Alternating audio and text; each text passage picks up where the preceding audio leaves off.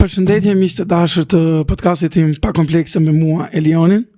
Sot siç e shihni jam jo në ambientet e mia të zakonshme, por në një ambient shumë të dashur për mua, tek dritare.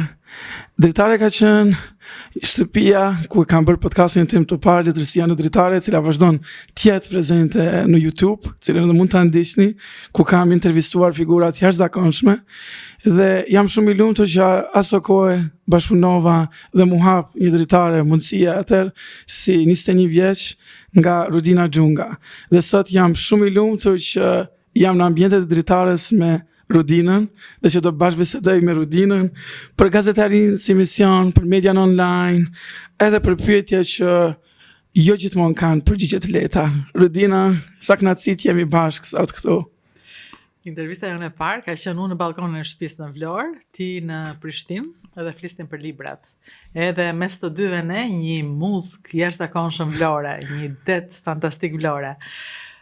Kjo është intervista e dytë që bëjmë bashkë në dritare, që është dhe dritarja jote, edhe në një farë mënyre, ky takim unik këtu tregon edhe atë që është misioni im një gazetaris, që djem dhe vajzat e reja, të talentuar, ambicioz, edhe të zotët, t'ju jap një hapësirë, t'ju jap një dritare, po jo duke i bërë siç dua unë, po duke i lënë të jenë siç janë ata, sepse kjo është ajo që arrim dhe që lëm pas.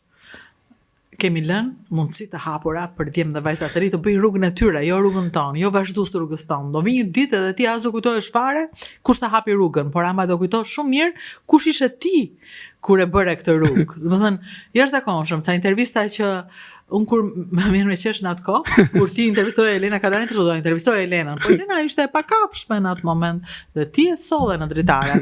Po këtë rrugë e kam bërë dhe unë. Dikur për shembull, kur punoja tek Aleanca, unë doja të intervistoja Smen Kadaren. Dhe nuk kishte një agjendë të madhe ai dhe në krye të agjendës ishte Vera Isaku, një gazetare një orë asaj kohe, nuk jeton më Vera. Dhe ajo ishte në agjendën e Ismailit Mik, Ismailit shkrimtar i rëndësishëm etj. Dhe unë shkoj pa komplekse. I trokas në derë edhe i them, mirë dita, ai hap derën, mirë dita, kush jeta?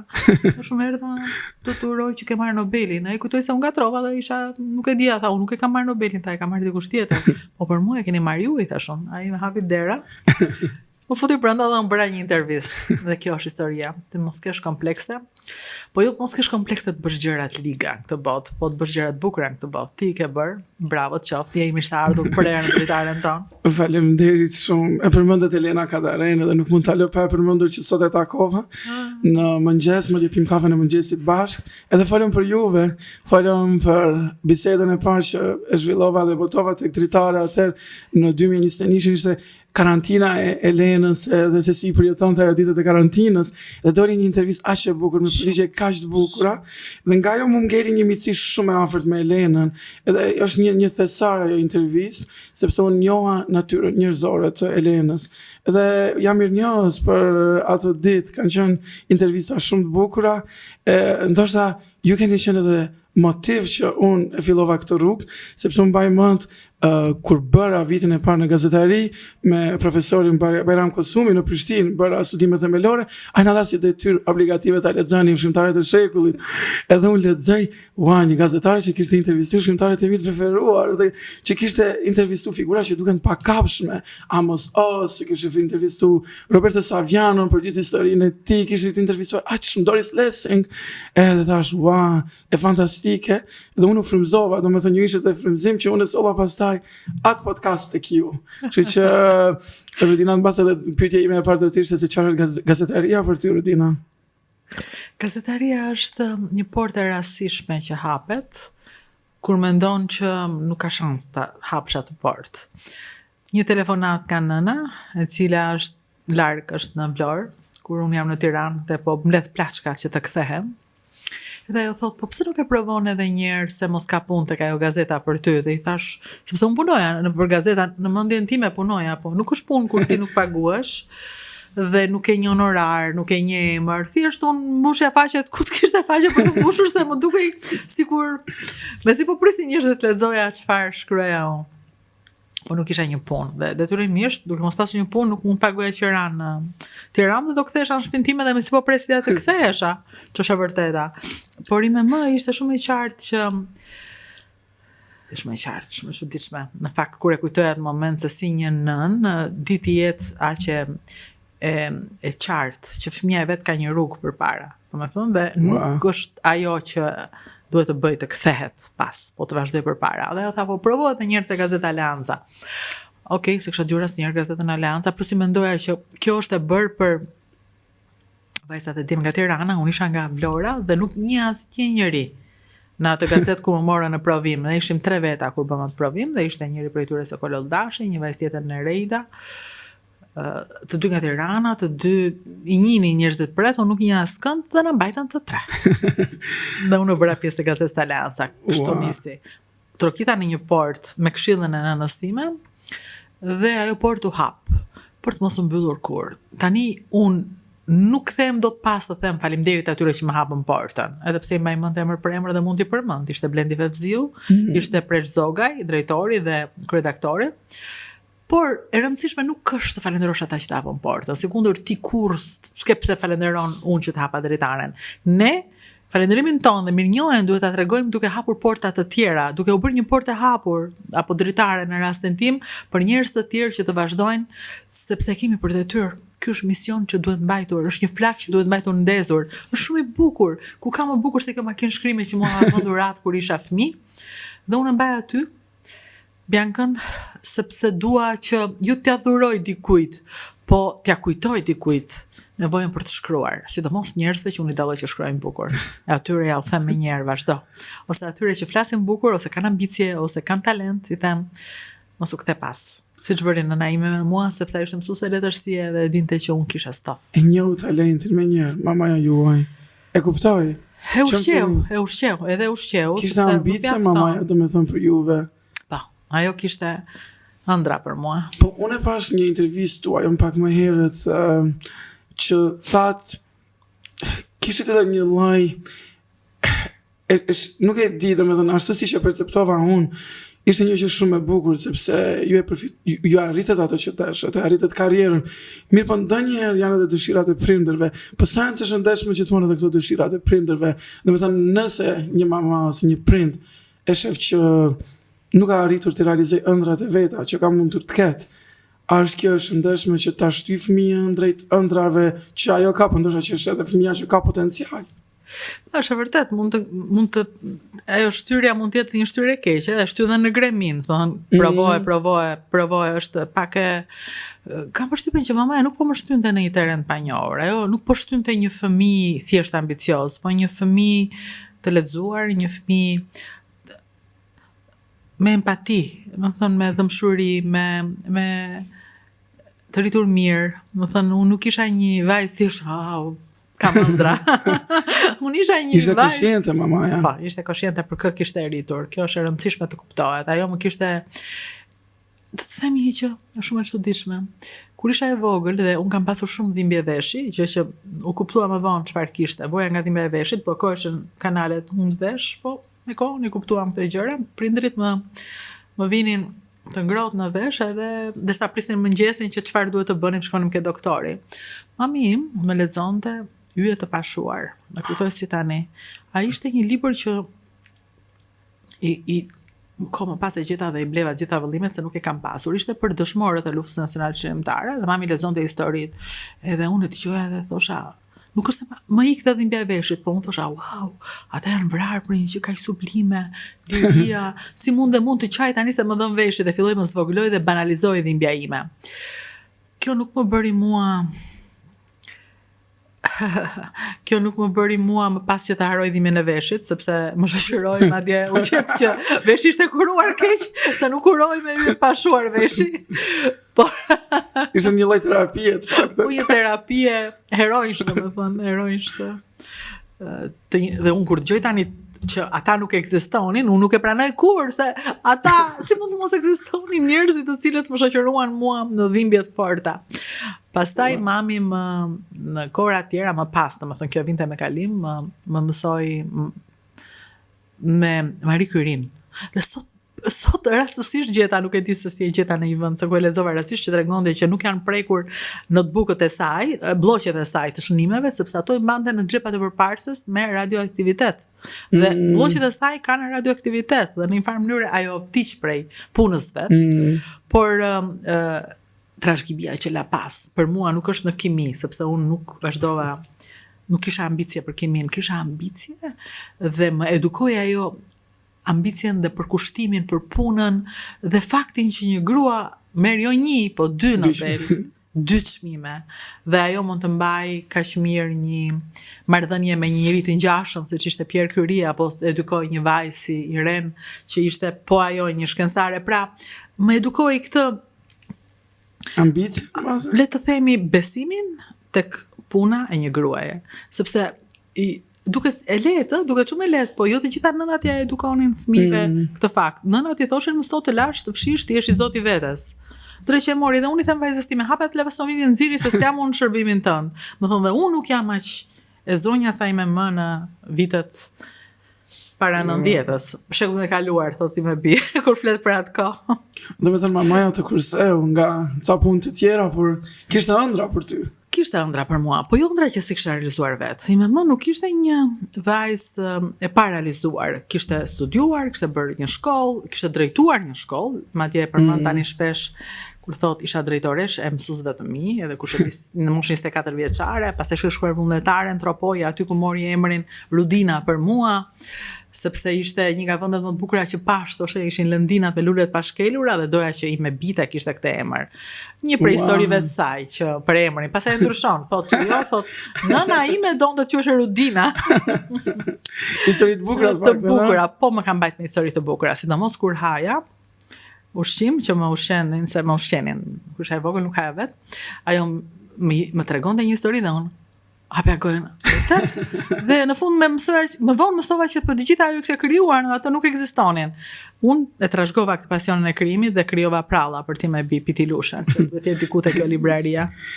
Po me që jemi të ëndrat tek profesioni, sa është e vështirë sot për një gazetar të ri të depërtojë një treg kaq të vështirë si ky sot? Çfarë bën diferencën mes atyre që thjesht duken, po dhe atyre që mbeten? Gazetaria ndryshon, të mos harojmë. Ajo që bëja unë dikur nuk është e ngjashme me këtë që bëhet tani. Tani me siguri diçka tjetër do bësh për të qëndruar në treg. Të tregoj vetëm një moment, për shembull, vitin 97. Unë isha gazetare kulturës te gazeta Koha Jon. Në atë moment, në 97 nuk kishte më nevojë për kulturë. Ç'kulturë mund të ishte një vend që kishte nxjerr Kalashnikovët edhe ishte të çmendur. Dhe unë nuk ngula këmbë të vazhdoj të bëja kulturë, edhe pse mbaj mend shumë mirë momentin që intervistova për herë të fundit për Arshivin Simakun, dhe atë intervistë o e nxirja o s'ka, po kush po lexonte për Arshivin Simakun në të 97-ën? Atëre, u përshtatër. Dhe mora u bashkova një grupi, pra një fotografi, siç ishte Shkullaku dhe Balozi, shoferi që ne i qonin Balozi që të na dilte frika vet. Dhe shkuam bashkë në të gjithë Shqipërinë dhe bëm reportazhet e luftës. Tani mund të mburen të gjithë dhe të thonë që e kanë treguar në 97-ën, por nga gazetarët shqiptar, sepse ishin dhe agjensit e bënin sepse ishte agjencia që të çonte, që ti të shkoje, por pastaj filluan dhe ata sillnin jo vetëm shqiptar, por dhe të huaj, sepse Shqipëria ishte zonë lufte. Po parfitroni një vajzë e gazetarisë kulturës që pa kuptonte nga jeta, nga Shqipëria, nga bota, nga vdekja, nga asgjë, dhe merrte rrugën për të shkuar dhe më pas mësova që ata thoshin unë dhe mund të mos kthehesha dhe ky do të qenë një lajm i madh për gazetën. Wow. Po në fund të fundit kolegët e mi nuk ja donën të kthehen. Nuk u kthye sa Mirdule, u kthye gjallë, po jo më njëri, mbas dhunës së Sarake të shikut asaj kohe. E tjerë gazetarë që nuk ja dolën dot. Unë e dola, u ktheva ndryshe, u ktheva njëri tjetër. Më e bërë, më e formuar, por këtë bëra unë përshtata, pra lash kulturën dhe bëra atë që nuk e bënte askush për të ngelur nga gazetari, se unë doja të ngelesha patjetër nga gazetari, doja të punoja, unë e doja gazetarin tashmë. Dhe krijova në atë kohë një reportazh të cilin ma mësoi rruga në një farë mënyre. Ma mësuan leximet e mia, kultura ime, familja ime, sepse ti shkruan karakterin që ke. Por ma mësoj edhe rruga, se unë nuk e dija ku bite cërriku në atë kohë, kur mu desh të futesha në cërrikun, të merë, nuk e dija. Nuk e njeh gjeografinë e Shqipërisë. E njoha nëpërmjet 97-s, e njoha nëpërmjet tragjedisë 97-ën, nuk e harroj kurrë. 97-ën, kur vajta në një qytet të djegur, me njerëz të vrarë, me urrejtje, me traumë, me llatar, kur djemt që më shoqëronin mua filluan të qellonin në ajër dhe ata u çmendën gjithë. Dhe mua më thoshin pije fërnet, kaçurele qone, që të vish në vete, dhe unë vetëm isha traumatizuar. U ktheva gjallë, edhe në një farë mënyrë e kam të brendshme traumën në 97-s, e kemi të fortë në 97-ën, po ju keni luftën tuaj, ne kemi luftën tonë, ne kemi traumat tona, rëndësi ka të flasim për to. Dhe gazeteria këtë bën, të ndihmon të flasësh, të ndihmon të shërohesh. Dhe nëse je një gazetare zonja dhe e mirë, ndihmon edhe të tjerë të flasin dhe të shërohen. Rudina, ti e krijove në fakt brandin tënd, identitetin tënd, edhe pse krijove Shqipin, prapse Rudina Gjunga u bë identitet, dhe me të njerëzit e njihnin Rudinën, edhe është e vështirë të krijosh dy identitete paralelisht, të krijosh edhe identitetin e një misioni që prodhon, po dhe të krijosh identitetin tënd. Do me thënë Rudina njej si Rudina e Shqipit, por do me thënë Rudina e guximit, Rudina që ishte pjesë e pandashme e ekraneve televizive. Po sa ishte e vështirë për ty që të transformohesh, të dilje do me thënë nga një person që kishte një identitet kaq të sigurt, të futej në një treg të ri të medias online, të ndër të parat ndër pionerët e medias online në Shqipëri. Sa ishte e vështirë këtë tranzicion? Njeriu e kujton si çdo fillimin. Dhe unë kam shumë kujtesa për mënyrën se si e nisa. Kam përshtypjen nisa, nuk kisha shans tjetër përveç se të përshtatesha. Do thënë unë besoj te përshtatja, unë nuk i them rehatis, kthimit pas. Përshtatja unë e quaj një vazhdim në një format të ri. Ti duhet të vazhdosh përpara, se s'kthehesh dot pas. Unë nuk kisha ku kthesha pas. Në një farë mënyrë duhet ta pranoj që mbas ikjes nga Top Channel, unë shkëputa përfundimisht nga televizioni. Më thënë ato qëndrimet e mia në News 24, Televizion Plus, kanë qenë të përkohshme dhe qartësisht e kam bërë punën me shumë seriozitet. Unë respektoj publikun nga do që ai më shikon. Kudo të më lësh mua, unë do i drejtoj publikut me të njëjtën empati, me të njëjtën seriozitet dhe me të njëjtin pasion. Por ishte e qartë që nuk ishte toka ime. Dhe unë kërkoja një tok ose një det nga ku të lundroja me të njëjtin pasion si të Topi, po edhe me të njëjtin genialitet si të Topi. Topi ishte genial, Topi ishte jashtëzakonshëm, Topi ishte televizion, Topi ishte top. Dhe unë doja të bëja të njëjtën gjë, po ishte pamundur se ti nuk mund të bësh të njëjtën gjë në vende të cilat kanë kushtet e tyre. Kështu që thash, okay, le të bëj gjën time me gjithë çfarë kam mësuar nga Top Channel, sepse nuk i ngej kur ajo çfarë unë mësova atje dhe çfarë dash atje është jam përgjithmonë unë, dhe kuptohet, sepse nuk kushte më modeste. Im shoq ma thoshte gjithmonë në fillim, mjaft se nuk je Topi këtu. Ma kujtonte këtë gjë. Por nuk është çështje Topi, do të thënë kujdesi ndaj ambientit, se ti nuk mund të rish në një ambient të plera dhe pashë dhe nuk na shikon njëri. Jo, nuk ka lidhje me shikon njëri, shikoj unë dhe po e pash unë duhet jetë në rregull gjëja. Unë kam respekt për veten dhe për gjithë njerëzit rreth meje. Duhet të punojnë siç e meritojnë, janë njerëz. Se haroj njërë kur kam filluar, ka qenë portali dhe na pëlqente kështu të provonim videon, do të thënë ta tentonin videon dhe po flasim për 2016, kursa po kishim marrë portalin dhe një djalë Danieli, tani është në rrugën e tij. Unë i përshëndes gjithë djemtë dhe vajzat që e kanë nisur këtu dhe jam e lumtur që të gjithë janë në media. Mirënjoja apo jo as që pres, por mjafton të jenë zotë dhe vetes. Danieli është i zoti dhe Danieli lexonte zërin për një video që bënte vet dhe pashun si e lexonte. Vinte një batanie në kokë dhe lexonte aty në. Çfarë bën më i thash? Po tha që të mos ketë hon. Më merrti shumë turp. Dhe më njëherë kërkova që të bënim një piko. Ne s'kishim as studio, jo të bënim piko. Po s'kishim as lek njëherë që të bënim pikon. Po megjithatë e bëra pikon në respekt të Danielit. Në respekt të njeriu që punon me mua, ai nuk mund të nuk ka pse vuan, nuk ka pse, dhe këtë e kam bërë për çdo njeri që ka punuar këtu. Sepse ai shumë, nuk ka pse të jetë, nuk ka pse të torturohet, nuk ka pse ta ta zhvesh një njeri. Unë duhet që ta ndihmoj që të zhvillohet, të bëhet, që t'jap më të mirën, jo vetëm për dritaren, po për veten, kjo është gjëja. A mendon që sot kemi gazetarë të mirë në tregun medial shqiptar? Kemi gazetarë shumë mirë, kemi teren shumë mirë për gazetarë të mirë. Shiko, nuk e si ta marrësh vesh, po si ta mundësin. Kur flas për mundësin, më kujtohet gjithmonë një vajzë që unë kisha për të bërë një dokumentar i rëndësishëm në fakt. Dhe më duhej një ndihmë dhe po kërkoja një ndihmës për dokumentarin, një ndihmës që do merrte shumë punë, sepse ishte puna e terrenit shumë e rëndësishme, dhe po kërkoja mora disa, të gjithë kishin ato idetë e tyre për punën, që nga pagesa deri te koha që do më jepnin, dhe pastaj pas këtyre kohë këtu ndritare dhe i thash një vajze e cila nuk isha fare sigur që do ta bënte se nuk e dija ajo sa po kishte ardhur në dritare, Marina. Dhe i thash, Marina, mund ta bësh ti këtë gjë? Po, tha Marina. Okej. Po e tha po siç e kam thënë unë, po dikur, unë thoshte, mund ta bësh ti këtë të pamundurën? Po, thosha unë, do e bëj. Kështu e tha dhe Marina, e pëlqeva dhe Marina e bëri të pamundurën të mundurën dhe bëri gjëra që unë nuk do t'i bëja. Sepse ishin edhe të vështira për t'u bërë, po dhe fizikisht të vështira për t'u bërë. Dhe Marina ja super doli, pa superoi. Apo jo, Marina? Dhe u bë një dokumentar shumë i mirë dhe unë zbulova një vajzë të zonjën. Tani ajo nuk është në dritare fizikisht, në kuptimin është diku tjetër, është martuar, po jeton në Berat, po ne ja ku jemi edhe ku i dihet ç'punë bëjmë bashkë, sepse kush punon një herë në dritare, punon përgjithmonë dritare. E përmendëm mirënjohjen, mua më pëlqen që kemi mirënjohje, Rudina. Edhe pse gazetarët, domethënë, nuk punojnë më tek dritarja, prapë i përmend, edhe i kujton. Edhe kjo është një gjë shumë e bukur, po a ka mirënjohje në media?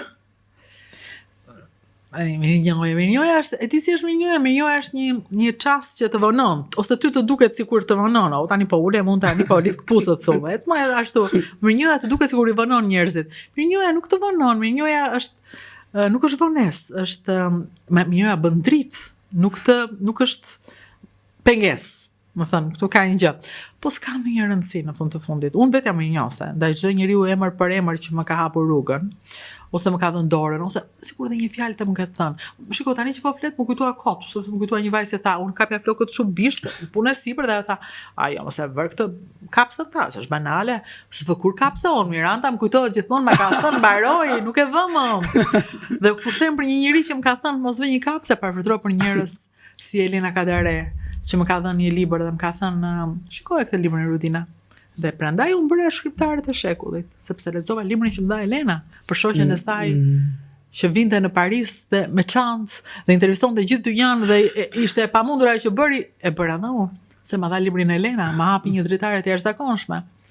Ua, e përmendet shkrimtarët e shekullit dhe ju keni intervistuar figura të jashtëzakonshme.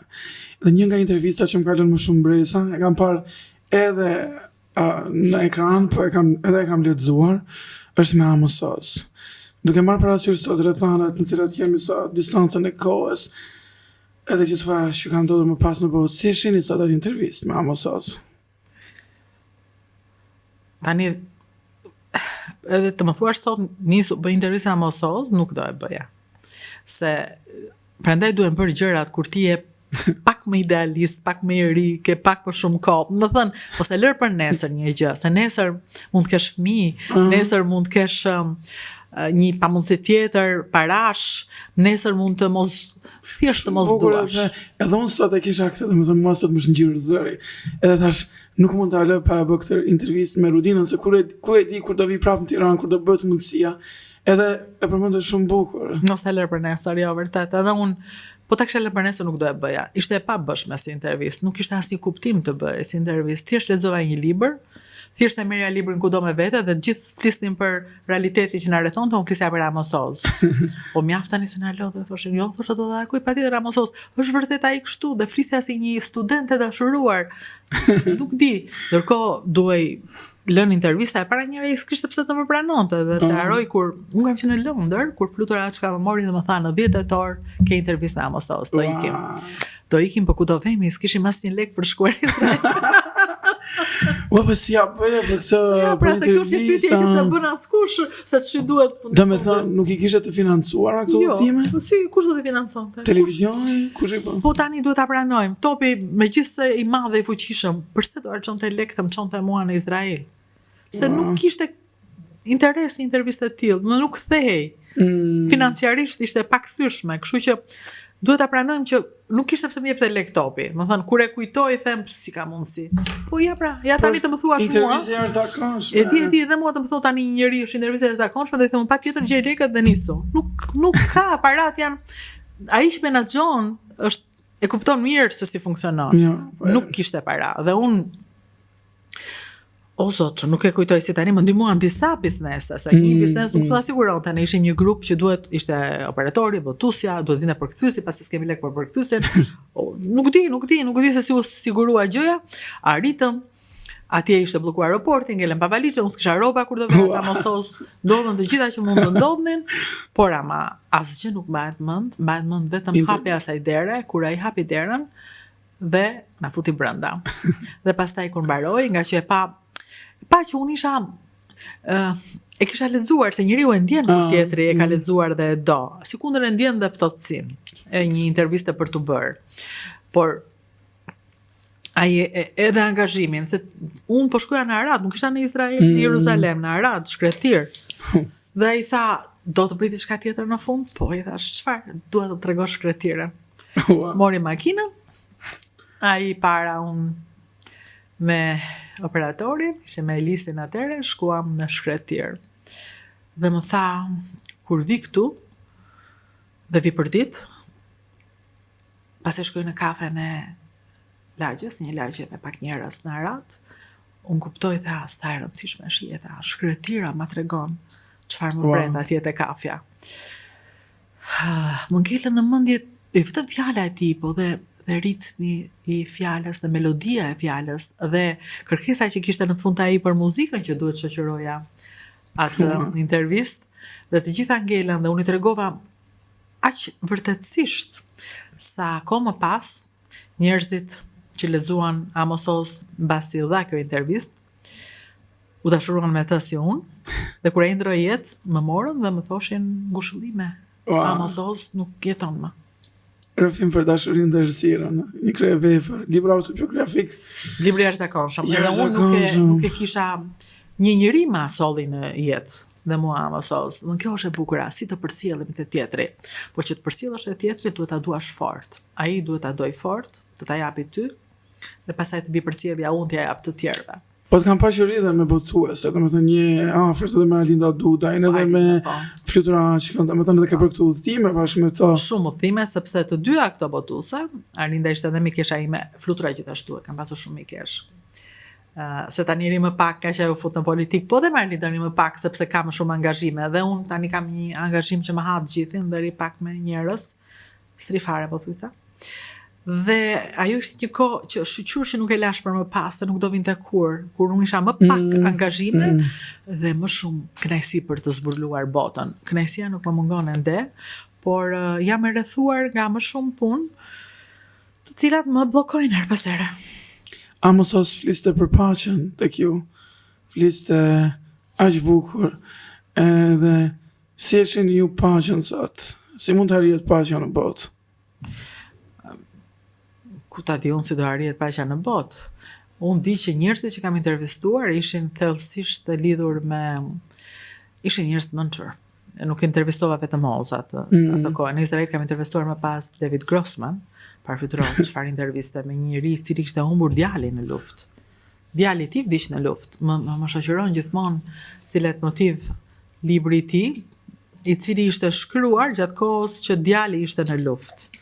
Dhe ai të gjitha lidhjet ishin bashkë, ishte si një lloj nevoje që ky ta mbante larg luftën, sikundër gruaja në libërora donte ta mbante larg vdekjen. Por fatet janë të shkruara ndonjëherë. Por pavarësisht kësaj, të dy këta autor flisnin për paqen, flisnin për mirëqenien që jep paqja, për atë nevojën që kemi për paqe. Jo vetëm në një botë të madhe, po edhe në një botë të vogël, dhe në një apartament, dhe në një pallat kur ti hyn dhe ke nevojë që njerëzit të thonë mirëmëngjes, mirëmbrëma, se kjo ta bën më të bukur ditën. Sa kur dikush të shtyn, të vënon, të bërtet në trafik, të duket e dita më e keqja. Kjo është nevoja që kemi ne për paqe, të ndihemi njerëz në fundit. Po me sa duket nuk jemi në një kohë të tillë kur zëri atyre që flasin me zë të ulët nuk dëgjohet dhe ata që bërtasin kanë më shumë zë në kapitull këto kohë. Kështu që po jetojmë kohë të këqija, po jo kohë të panjohura. Mund të zgjidhim në të njëjtat mënyra siç kemi pas gabuar, dhe tani duke mësuar ndoshta nga gabimet, mos i përsërisim. Kush është autori i preferuar shqiptar? Po kadere, nuk mund ta mohoj, domethënë që më ka mësuar të dua shqipen, ka një shqipe shumë të bukur, ende i rikthehem përsëri librave të tij kur dua të ujis shqipen time dhe Shqipërinë. Sepse dashuria e tij për Shqipërinë nuk shfaqet në mënyrën bërtitëse ose të dua më Shqipëri, po shfaqet në mënyrën se si ai ka zbuluar në historitë e vendit të tij, i ka bërë ato të mëdha dhe të rëndësishme, ju ka dhënë zë. Unë këtë e ndjej në punën time. Tashmë sa herë dua të tregoj për gjëra që kanë të bëjnë kanë ndodhur realisht, por ose do të ndodhin, por kanë të bëjnë me vendin, sepse ky vend ka shumë histori, ka shumë traditë, ka shumë heroizma nga ato që ti sa pret mendja, që mjafton ti duash, ti njohësh, ti respektosh dhe do e kuptosh se çfarë vendi kemi ne. Dhe kur them vend, unë them Shqipëria dhe Kosova bashk. Më vjen keq që kam bërë pak për Kosovën ose kam bërë një ndalesë në tregimin e Kosovës, jo pak. Isha më shumë e pranishme, po më shumë. Tani ka ardhur koha të rikthehem te ato që kam lënë pas, për ta ritreguar atë fuqinë e madhe të dy vendeve, të cilat ecin përpara vetëm krah për krah. Çfarë është patriotizmi i vërtet për Rudinën? Ku është ti një person që është patriot? Unë jam rrethuar nga njerëz që janë patriot. Jam rrethuar, edhe prandaj kjo më ka zhvilluar dhe mua patriotizmin.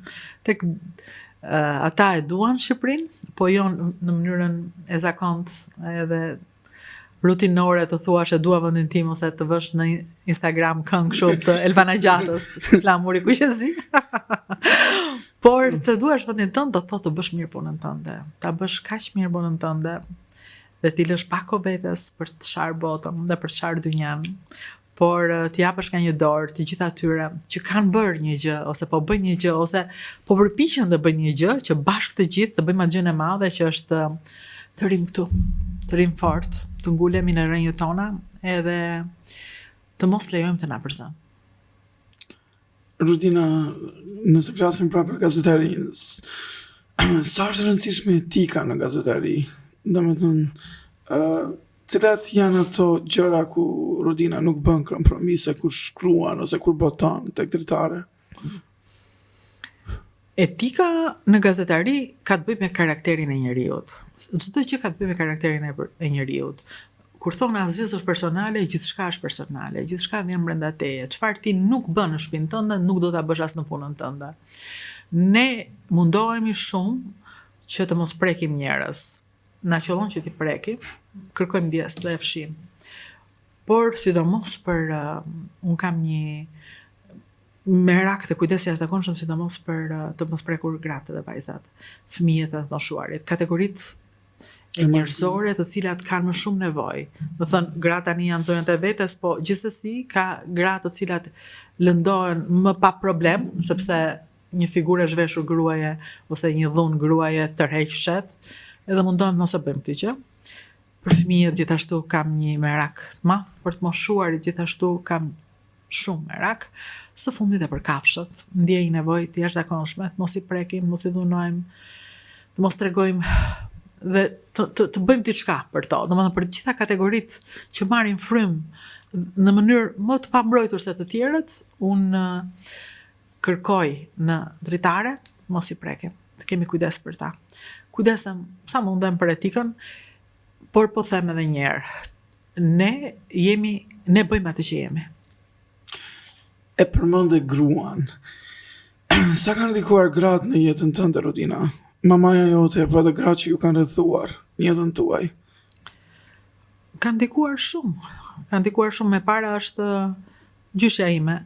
E para ndikimi i parë, një gruaje që vinte nga një tragjedi familjare dhe kjo e kishte mësuar të heshte, nuk fliste. Unë ja kam përkthyer shumë vonë heshtjen. Edhe ajo ndikonte një prallin dhe vetëm në ime. Por unën e me folit, ajo laj shtaj.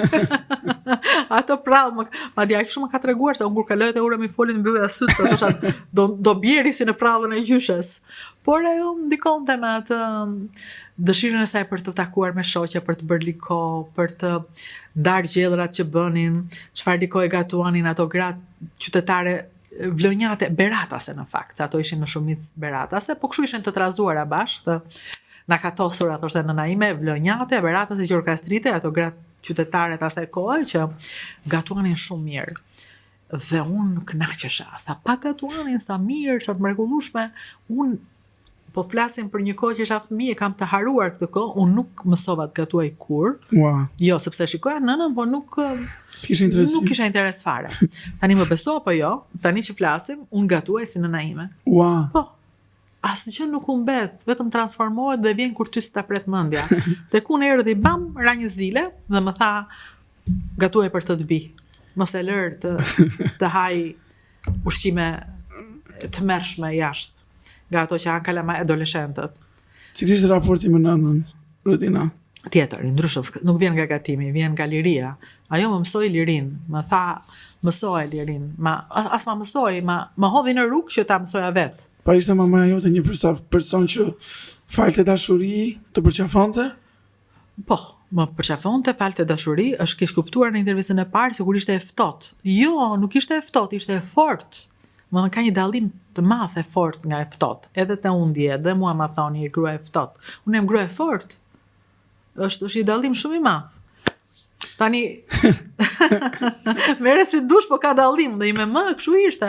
Mami im dhe tani që është me demencë, me një demencë jo të shkallës më të lartë, por ka dhe një smundje tjetër përveç saj që janë shtuar, dhe kur është atje tek reparti i ambulatorit dhe merr gjak, pothuajse për ditë, ajo vajzave të atij reparti ju flet me kaq dashuri. Me kaq dashuri, asnjërs nuk i mban mend emrin, por ajo i flet për ditë, i takon për ditë dhe i thot sa e bukur je, sa e mirë je, sa më pëlqen ti. Dhe tashmë i di dhe unë Dionisën Zoën gjitha me emër, se mami im i do shumë të gjitha dhe ato e duan shumë mamin tim, dhe ajo është gruaja më e dashur dhe më ëmbël e gjithë ambulatorit që merr gjak. Sa të rëndësishme janë komplimentet në jetën tonë. A kemi ne nevojë për komplimente? A na duan? Shumë, kemi shumë nevojë. Kemi shumë nevojë. Nuk na i japin se nuk kshu janë mësuar, është një brez mësuar që mos i rit mendjen, si më thon. Po nuk po i rit mendjen, po thjesht po e bën pusqeshi, po thuaj tjetrit je i bukur, i mençuri, i Zoti. Shkëlqej siç di ti dhe ai do shkëlqej. Të thuaj. E se mua kjo më ka bërë që të habitem, se ka disa persona që po ma thonë, ti jep komplimente, sa shumë jep komplimente, dhe mua më duke gjëja më normale. Po tjetër, shumë. Edhe njerëzit këtë e marrin si jashtëzakonshme. Dikush mami jot me siguri ti ka dhënë ty që ti i jep dhe ti e di normale këtë gjë. Unë jam rritur me një gjyshe shumë të dashur, që ka qenë shumë e afërt me mua, po dhe në familjen tonë janë dhënë komplimente, po gjithmonë me merit, do me thënë, kemi qenë objektiv. Por ama i kemi thënë, mami që ti, shiko, unë e dua dhe nga ana tjetër me si e nxjerr. Për shembull ma tha Miri me bi dhe më erdhi i rënd kur ma tha, ti s'ke haqësh kur, tha. Në qoftë se unë marr 8, ti thua pse s'merr 9, kur 8 është maksimalja. Më thënë, në qoftë se nota maksimale është 8, ti thua merr 9. Pra, në qoftë se unë marr 10, ti thua jo, do marrësh 11. Ti do maksimumin e gjës. Dhe unë i thash, më fal, të kërkoj ndjes, po kam frikë për kohën, koha. Do të thënë, kam një lidhje me këtë kohë, duket sikur bëhet tani, bëhe më njëherë, mos e humb kohën. Dhe kjo me sa duket ndodh në një fazë saktuar moshës, mas sa kur isha fëmijë nuk e dija. Dhe sa keq më vjen që jo fëmijë, sa fëmijë mirë kam kalu kohën, po në post adoleshencën ose në rini kam harxhu kokot. Rudina, mendon se ftohtësia një prindi lë gjurmë te një fëmijë kur ai rritet? Po, padyshim. E njoh ftohtësinë. Prindrit e mi, më thënë, babai, njerëzit e babait tim ishin më të ftohtë në komunikim. Kështu e kishin sjelljen, ishin njerëz më të ftohtë. U thon tani I kuptoj shumë mirë kur shkoj në Londër, shikoj njerëzit e si me motrë, të burit motrës janë anglez, I shikoj dhe njësoj janë si me qenë anglezë që ata. S'ka ndonjë gjë, kështu janë njerëzit. Ata ishin ortodoks, kamerati, të ftohtë, të rregull, nuk I hynin tjetrit, edhe unë kështu jam në një farë mënyrë. S'ka ndonjë gjë, po lë një lloj gjurme. Për shembull më kujtohet babi që kur së muresha bëhesha copë. Çfarë nuk më sillte në shtëpi. Po ti isha ju e smur normale, ai thoshte ke bërë detyrat, si ke bërë detyrat, çka ke bërë, ças ke bërë, trajtonte si nxënësa. Dhe njeriu do të jetë edhe njeriu, vetëm nxënës në jetë. Do të jetë vulnerabël? Edhe vulnerabël. Thën kjo, unë them sa shumë gabime bëj dhe unë vet, sepse ti bëhesh ai që ke parë. Si jeti si nën? Me shumë defekte, me shumë mira, po s'ka që aty të pasyra kam mbaj një poezi të vajzës që ma ka kushtuar edhe e lexoj dhe them me siguri do kem bërë në gjë të mirë që ma ka bërë këtë poezi. A përqafon ti Rudina? Je person që përqafon? Jo, s'jam person që përqafoj, nuk di të përqafoj shumë. Nuk di. Nuk jam person As që vajzën ledatoj tënde? e bëj kështu. Vajzën e përqafoj, po s'më pranon. Më thon mjaft tani hik. Është e vështirë të arrihet deri te ky përqafimi? Shiko, unë shikoj në njërë, mami ime është përqafuese për shembull, unë nuk jam, edhe mami nuk është se e afroj shumë. Vjera ime është, jo me atë, mos e puth se merr infeksione fëmia, si me thënë ka këtë natyrë, më të ftohtë, unë gjejmë shumë vjerës e nënës në këtë pikë, edhe vajza e ngjan vjerës, ne të treja kemi bërë këtë grupin e grave, kështu që kujdes, mos u afro. Po, s'ka që, jemi të gjitha ne këto gratë përreth meje, unë përfshirë jemi gra që përpiqemi të bëjmë gjërat mira për botën edhe për njerëzit edhe pa përqafuar. Rudina, pse mendon që shumë të rinj sot nuk duan të bëjnë prindër? Pse mungon kjo ndjesia e prindërimit? Është koha, rrethanat? Është e vështirë ti është prind. Nuk është kaq shkollaj. Dikur e dinim që bëhet se rritet vet. Kështu na kishin mbushur mendjen. Po është e vështirë. Ja, për shembull, sot që flasim, unë jam këtu duke bërë këtë intervistë, para ditë kam pasur shumë punë, pas do kem të tjera punë, edhe ajo që lash në mëngjes ishte mbledhja e prindërve të vajzës. Edhe vajta deri në shkollë, ashtu erdhën gjërat e lash, u mërzita që e lash, kam një sens faj gjithë ditën që e lash, do thënë jam shumë e mërzitur që e bëra këtë gjë, ashtu erdhën gjërat. Është shumë e vështirë, se si duhet të kompensosh kohën, dhe jo dashurinë, kohën. Dhe koha është dashuri pastaj, se si do. Dhe ndërkohë, mbasi u mërzita dhe me vajzën që ndodhen gjërat, i lash kronik në gurë dhe i thash dëgjoj. Ti do lexosh 30 faqe, po jo të më thuash që lexova 30 faqe, po të më thuash mua çfarë fjalë të re mësove ti nga shqipja, sepse më ke thënë që ke probleme me shqipen. Ja pra kronik në gurë që të lëmosh shqipen. Dhe po të shohësh mesazhet, do ta tregoj që të mos mendosh se unë shpik gjërat. Po jam mos nuk ka qejf që i ta tregoj. Shikoj. E ka rrethuar? E ka rrethuar dhe thot, më fal, si po I flet ai, një sekond, se është shumë e bukur. Më fal, thot, si po I flet ai kategoria Sternës, si po I flet Sternët, a është bodrum Sterna, si I flet? Atëre Sterna, për mënyrë me ideja që është kjo gjokastrite, por ideja është kur fletë në gojën të ngryhen një pusi, bën të përgjigja jehona e zërit. Pra zëri dhe jehona e zërit. Prandaj është ideja që mund të flas dhe ti më përgjigjesh. Por që të s'përgjigjesh I bie që ka ujë, por këtë që edhe ti më mirë me ideja. Po do ta dish më mirë e pyet edhe atë. Nuk e di me fjalën Sterna, sa interesante. Po ai bën edhe shpjegime kështu me voice. Po, për t'ja shpjeguar, po I thosha pyet Vajlen më Vjerën, se Vjera ime është gjokastrite dhe unë I kam thënë Alanës, lexoj kronik në gurë dhe për shqipen dhe për nënën. Kush rritur nëna jote? Gjyshja jote, domethënë ti je pak gjokastrite. Ti duhet të kuptosh si ka qenë nëna dikur. Dhe që të krijohet kjo marrëdhënie, se pa marrëdhënie njerëzore të forta, atë sajet me gjyshen, jeta bëhet më e vështirë. Duhen marrëdhënie të forta njerëzore, duhen kujtime të forta nga gjyshrit, nga stërgjyshrit, kujtime dashurie të mëdha që të na mbajnë, se jeta është e vështirë, kemi nevojë për to si batanie. Po, me që përmendëm këtë çështjen e prindërimit, nëse ka persona që nuk janë të gatshëm të bëhen prindër, ose nuk e shohin veten të bëhen prindër, ti çfarë do I thoj? Do I rekomandoj që të bëjmë fëmijë? E po tani, unë si jam ginekologe, ku di unë? Nuk e di. Që sa po pyet për vete, mund të rekomandoj të bëhesh baba, se s'ka gjë më të bukur.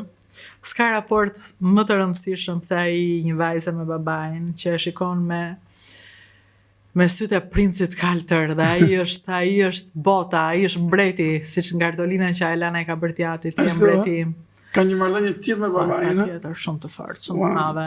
Unë nuk bëhem xheloze se unë nuk dua të bëhem xheloze, po jam vetvetiu. Po, patjetër. Ajo ndjenja që ka një syt që i shkëlqejnë një vajze për teatrin, nuk ka se si. Është më afër se më ty?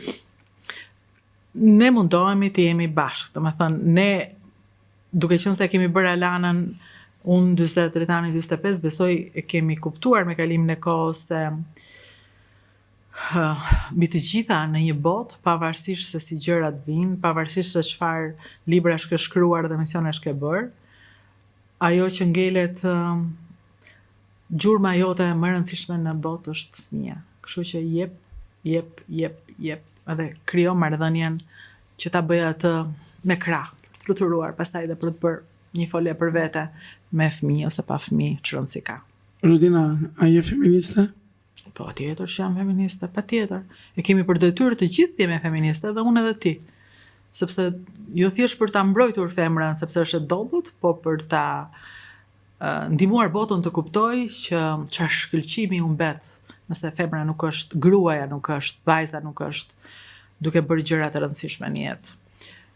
Duke lexuar këto dosjet e fundit, këtë mendova që një botë në duke elite, se që elit mund tjetë, një botë me burra që mendojnë që femra është një vrim, ajo s'është elit, ajo është një shpifsi e jashtëzakonshme, domethënë, mendosh në atë mënyrë për femrën, për gruan, për nënën, për vajzën, për seksin, për dashurinë, për të gjitha.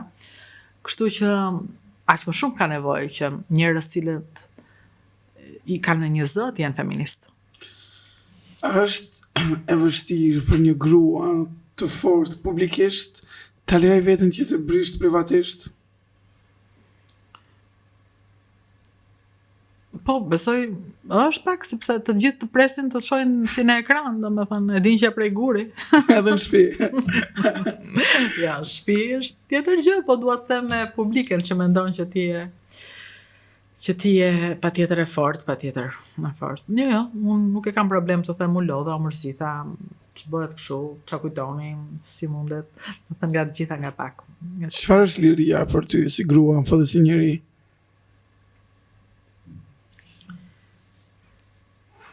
Liria është diçka që më mungon.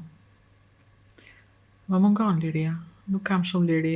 Pse? Sepse kam shumë punë, kam shumë detyrime, kam shumë përgjegjësi. Liria është ajo që më mungon mua. Si mund të arrit dikush lirin? Basta me një lloj moshe, basta me një lloj koha tjetër kur ka më pak përgjegjësi, më pak punë, më pak edhe mbase më shumë dëshirë për ta pasur. Mbase unë Nuk e ke dëshirën ti tani? kam shumë dëshirë për liri tani, po. Kam dëshirë të plotësoj detyrimet e mia, mbase kam pasur shumë liri kur nëna ime ishte dhe babi im ishin të rinj dhe nuk kërkonin asgjë prej meje. Dhe tani kam përgjegjësinë të shkoj her pas here, të vë lule tek ai dhe ta falenderoj që ishte një baba me shumë karakter të fortë dhe më bëri një vajzë që i urej njerëzit që vjedhin pasurinë publike, ose postet publike, ose njerëzit hipokrit. Ai më mësoi ndershmërinë. Një baba mund të mësoj këto. Ndërsa Të mungon babai sot? më mungon.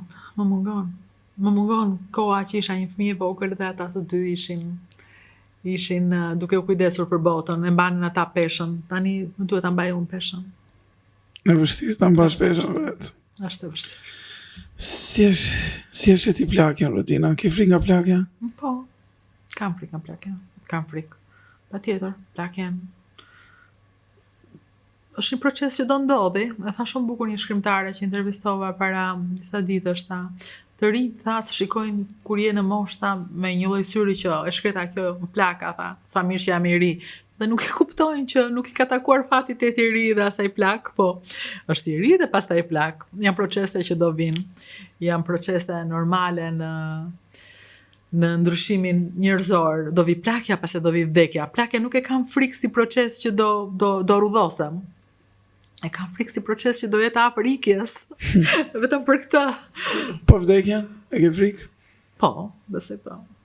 Të dyja janë procese që i dija shumë larg dikur. Kujtoja që nuk ishin të bënin me mua. Tani që kam kuptuar që kanë bënë me mua, i kam frikë. Po jeta është bërë shumë e shpejt. Jeta ecën shumë shpejt. Edhe me gjithë ta këshiltarë që ke intervistuar, mëse e ke parë më së miri. Po, cili është raportit me politikën, Rodina? E neveritur. Është një frazë që duhet ta them. Unë kam qenë më afër politikës dhe intervistoj më shumë politikan. Tani kam një mbingopje nga këta dhe për më tepër ata janë të njëjtët. S'kam as kuriozitet, se nuk mendoj që ka ndryshuar shumë gjëja dhe kam një lloj neverie se si këta njerëz kapen me thonjë, me duar, me gjithçka, domethënë kacaviren që të rinë aty dhe ta mbajnë. Dhe këtë vetëm për pensionin, se ke pension të mirë po ti je në politikë, për makinën, për ca gjëra që nuk i siguron dot kur ja askushi. Kur ja askushi, kur s'ti të bësh asgjë, kur s'ke asnjë talent, asnjë ambicie, asnjë profesion. Edhe këta njerëz kacaviren. E di si është kjo punë. Unë nëse kur ika nga topi dhe s'kisha çfarë bëja, të futesha në politikë që të kisha një pension, një makinë, një shofer, një post dhe po jo, unë jam e zonja vetes. Dhe këtë dua nga gjithë njerëzit rreth meje, të bëhen të zonjtë e vetes, zotë e vetes. Dhe se kur nuk je i zotë i vetes pastaj dhe bëhesh dhe ri me thonjë. Diku je një hajdut publik që e meriton dëshkimin. Është e vetën të futesh në politikë? Jo, nuk e shikoj vetëm të futesh në politikë. Kur mos thuaj kurs dhe ne nuk e dim çka përgatitur fati, por në politikën aktuale që është më thënë është kaq banale, sepse ti e fshe pak, bën një kompliment, kujdesesh që të mos e thuash kaq troç. Ta thon troç në sy, dua të vjedh. Do të pëlqente tash jenë një grua lidere në Shqipëri, u përmendem dhe emri Lea Ypit, emra tjerë që përmendën, do të pëlqente tash jenë një grua që udhëheq? Po ka gra që drejtojnë në Shqipëri. Domethënë liderët nuk janë akoma, se liderët janë burat, janë me emra, janë të njëjtë, është Edi Rama, është Sali Berisha, është Enver Hoxha, është Ahmet Zogu. Më thënë, burra. Tatosdano, burra. Kështu që, përsa ko këta burrat nuk kanë lejuar gra që t'jenë lidere, nuk do kemi një grua lidere. Dhe përsa ko një grua nuk e ka të leadershipin, duhet ta kishte të brendshëm, duhet ta kishte pak të brendshëm. Unë për shembull nuk e kam. Unë nuk jam lidere, unë nuk dua të hy këtu dhe të them, më dëgjoni, më shikoni. Jo, unë dua ta rregulloj këtë ambientin. Nuk vi që bërtas njerëz dhe pa erdhi Rudina, unë dua që ambienti të rregullohet aty ku unë. Unë jam njëri me përgjegjësi publike. Nuk e di, kam mësuar rrugës të gjitha këto. Kam përgjegjësi publike. Kështu mendoj unë. Kam detyrim që bota ku jetoj të jetë më e mirë. Jo vetëm shtëpia ime brenda, po edhe shkallët e pastra të jetë lyer, pa qenë administratore pallati. Ka gra që kanë leadership, nuk e ka dalë asnjëra që të drejtoj fort të vend, po edhe në vende të tjera se kanë dalë. Nuk është e lehtë për gruan kudo në botë. Mos themi që është vetëm Shqipëria e kanë dalu Rama dhe Berisha, është edhe bota e vështirë për një grua. Por nuk është e pamundur. Nuk kam asnjë studi nuk kam që do ketë gra që drejton, mjafton që të mos jenë gra të emëruara, janë gra të pozicionuara. Nëse sot do t'i flisi Rudinës së fillimeve, çfarë do t'i thashë vetes pa komplekse? Moj vajzë e vogël, po që si e lodhur kot, po që kisha ëndra të mëdha dhe një pjesë e bërë realitet, një pjesë jo. Po ato që s'ke bërë realitet, i ke pasuar dhe në ato fjalkalime në ato vendet ku hyn, sepse di që edhe pse nuk i bërë realitet, ku i dihet botës. Ti vazhdo ëndra. Rudina, ka ndonjë gjë që të shqetëson sot në këtë shoqërinë shqiptare? Në të gjithë shoqërinë, sepse shoqëria shqiptare është pjesë e shoqërisë botërore. Kjo është një botë e tërë. Më shqetëson shumë fakti mos ka luftë, nuk do doja të kishte luftë, sepse lufta ne kemi marrë për të mirëqenë paqen, po paqja është përgjegjësi, është detyrim. Paqja është ti duhet kujdesesh për ditë për paqen. Paqja nuk e meriton, se ti ke lindur në këtë botë dhe duhet të kesh paqe. Dhe nëse harrojmë të kujdesim për paqen, lufta është e dera. E kam frikë luftën, nuk do doja që i me bitë shikonte luftë, që fëmijët tanë shikonin luftë, dhe nuk e uroj kur dhe do bëja gjithçka. Dhe kur më thon klikohet se i bën mirë luftës, unë them nuk e dua klikimin që sjell luftë. Çfarë mesazhi do jepje sot gazetarëve të rinj? Duheni këtë punë, mos hiqni dorë se dhe të shme rëndësishmja mos e trajtoni si diçka që bëhet me projekte. Sepse bëre që thonë s'ka para dhe do marrë këtë projektin. Gazetaria nuk është projekt. Gazetaria është e brëndshme, nuk është projekt. Nuk ti jep dikur sa para dhe ti ke rog për 5 muaj dhe atë po 5 muaj e gazetar dhe 5 muaj të tjerë pastaj vëjnë kapuç në kokë dhe vëgjoba. Jo, gazetaria është këtu, është në zemër. Gazetaria është ose s'është. Ti je ose s'je. Gazetaria është merri celular edhe dile të rego qa po sheta i shqit si ke dera. Edhe unë e kam bërë këtë gjë. Vjen me qërë se thoshin, e bën kjo kështu për shqitsin se i merë falas ato perimet. Nuk qas ju thonë të mundja njerëse. Unë e bëja sepse, edhe pse kështë intervistuar ata shkrimtarët e shekullit, më bënte për shtypje, kur kaloja në rrugë, ca djem që shisnin në rrugë, dhe gradualisht kaluan nga rruga në një si dyqan që këtë bërë aty vetë, dhe gradualisht u formalizuan dhe filluan me faturat, dhe unë kuptova se si ata u bën befas biznesmen. në këtë kuptimin se si mund bëhet biznes, u formalizuan, se si u shtuan njerëzit, dhe unë me një celular veja i tregoja këtë histori. Dhe kënaqesha, gëzohesha, unë veja paguja, s'ka lidhje kjo me se diku i shkon mendja njerëzve. Po kjo më bënte kurioze mua dhe të kënaqur për ndryshimin që pësonte. Pra, i kurioz dhe kënaqur ndryshimit, edhe kur nuk të përfshin ty. Faleminderit shumë, Rodina. Ishte me të vërtet një bisedë shumë e bukur. Unë e shijova, edhe shpresojmë bëjmë edhe biseda tjera bashkë. Mos jetë e fundit kjo. Po, patjetër, pse jo? Do flasim, unë e bëj me pasion këtë gjë. Dhe ti me pasion e ke këtë intervistë. Unë të uroj për rrugën që ke bërë. Se nuk është vetëm rruga e një gazetari, po është një aktivisti. Është një djali që ka një zë shqip edhe anglisht, që ka një zë në botë, në me thënë, edhe të qenit global tani është detyrim që kemi në shqiptarët. Detyrimi ynë nuk është vetë të flasim vetes, por të flasim njëri tjetrit. Ky po nuk diskutohet, por të flasim botës. Dhe sa mirë që i flasim me zërin e njerëzve si ti. Faleminderit shumë kënaqësi. Unë ja dora dhe me zë të ngjyrë sot. Po shpresoj që të takohemi prapë në ambientet e dritarës, por dhe në ambientet e pa komplekse. Faleminderit shumë gjithëve që na ndoqët. Mirupafshim në episodin e radhës.